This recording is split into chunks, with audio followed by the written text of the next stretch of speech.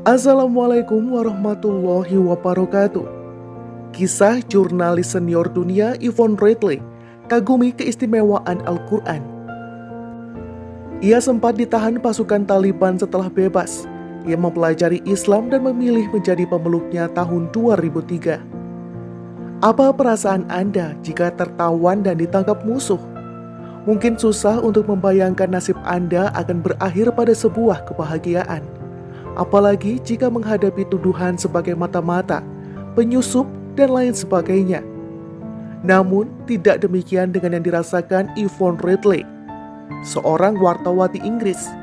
Perempuan parubaya itu justru mengaku bahagia setelah ditangkap dan diinterogasi pasukan Taliban, yang oleh media massa Amerika Serikat digambarkan sebagai kelompok Islam garis keras dan kejam. Pengalaman Redley di Afghanistan saat ditangkap pasukan Taliban justru membuatnya mengenal Islam lebih dalam. Dan dengan bersentuhan langsung dengan kelompok Taliban, Redley merasakan perbedaan dengan tuduhan yang dilontarkan. Redley menyebut kelompok yang oleh banyak negara dicap sebagai teroris ini sebagai keluarga terbesar dan terbaik di dunia. Dikisahkan mantan guru sekolah minggu yang juga mantan peminum atau gemar mabuk itu masuk Islam setelah membaca Al-Quran seusai dilepas oleh Taliban. Bekerja sebagai wartawan Sunday Express, surat kabar terbitan Inggris, pada September 2001 lalu, Redley diselundupkan dari Pakistan ke perbatasan Afghanistan untuk melakukan tugas jurnalistik. Saat itu, perempuan kelahiran Stanley, distrik Durham, Inggris, tahun 1959 ini, mencoba menyusup ke Afghanistan secara ilegal, tanpa paspor maupun visa. Seperti dilansir dalam banyak pemberitaan di media massa, wartawati Inggris yang sudah kerap ditugaskan ke daerah-daerah konflik di dunia ini tertangkap basah di sebelah timur kota Jalalabad.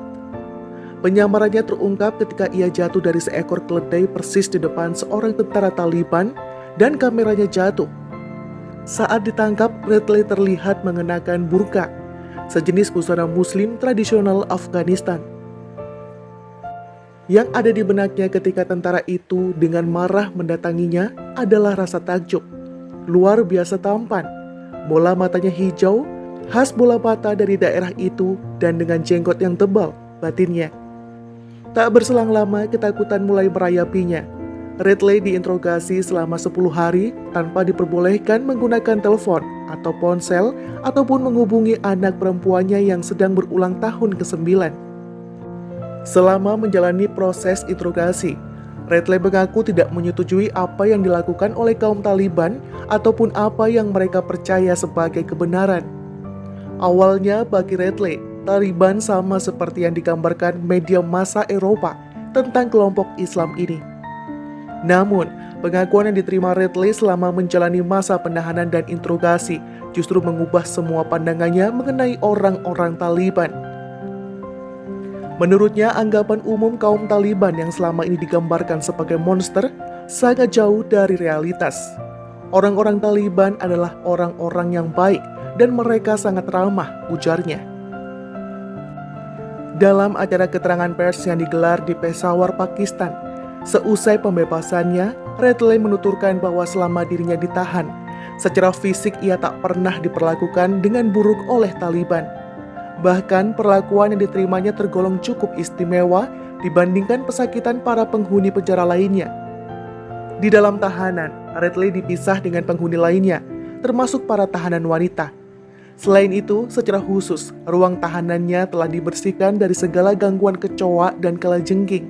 Berbeda dengan sel di sebelahnya, kamar di balik terali itu tetap kotor seperti biasanya, kata Redley.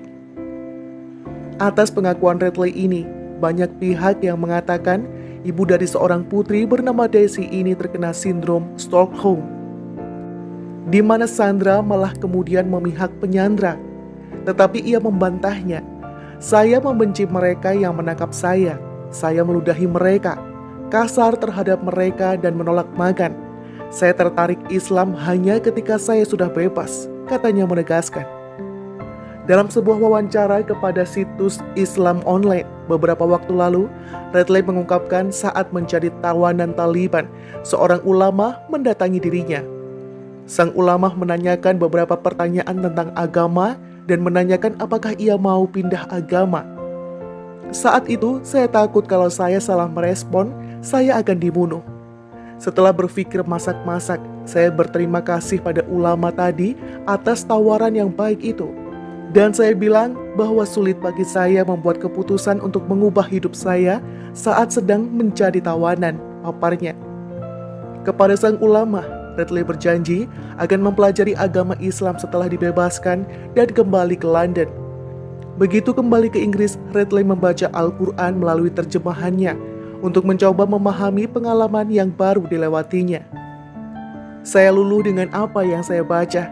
Tak ada satupun yang berubah dari isi buku ini, baik titiknya maupun yang lain, sejak 1400 tahun yang lalu, ungkapnya.